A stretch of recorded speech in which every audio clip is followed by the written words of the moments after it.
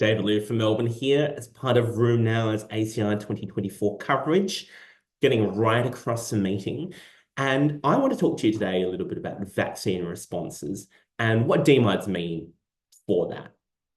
And we've started to be conscious about the DMARDs that we use as levers on developing a vaccine response. And it makes perfect sense that the therapies we use to try and change an immune response might actually as part of autoimmunity will change an immune response to a vaccination.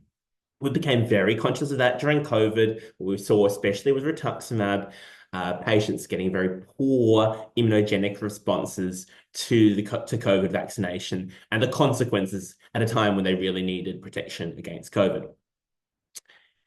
At the moment, I think we've become particularly conscious about the recombinant zoster vaccination and responses to that. We are very conscious about what our patients experience as far as shingles is concerned and about the consequences of that post-herpetic neuralgia and beyond. I think it's a good example for thinking about vaccinations and DMARDs going forward. And we've seen a number of different abstracts at this meeting looking at this. One of a pair that is really interesting, 0247, 0248.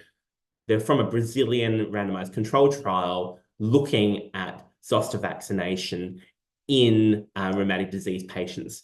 And what they saw is that actually, once again, rituximab patients do quite badly as far as developing a response or concern. They actually saw as well, they looked at mycophenolate patients, and so they got a decent response, but they got a better response when you withheld for 2 weeks after the mycophenolate dosing. So there were things that you could do there.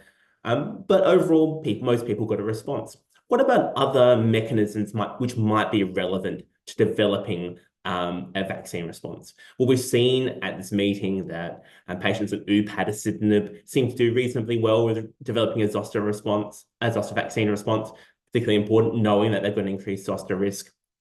What about nipocalimab? So nipocalimab's an FcRn inhibitor that's just had a breakthrough designation for Sjogren's by the FDA.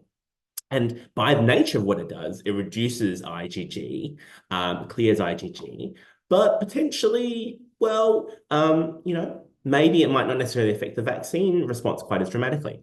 And so what we saw in abstract number 1988 was actually data on nipocalimab and vaccine response. And we've seen that actually naturally it reduces down titers as it should as part of its mechanism of action.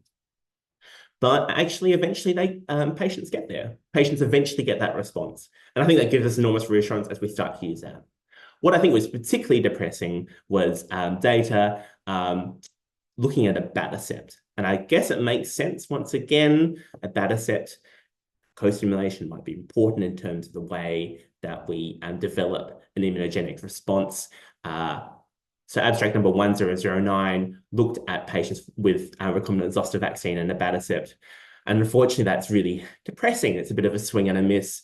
I think we've got to think about strategies in those type of patients when we're vaccinating them. We can't just go with a normal 2-dose strategy. We've got to think about how we can improve the immunogenicity either by withholding abatacept like we've done with mycophenolate and methotrexate before then, or potentially extra doses. Somehow trying to get these people some response. Otherwise, we're probably wasting our time to some extent.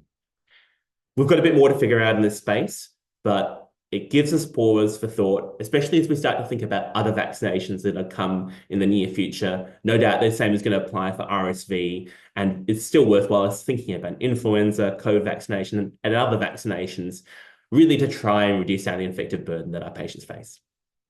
For plenty more on the whole meeting, you know where to go, roomnow.com.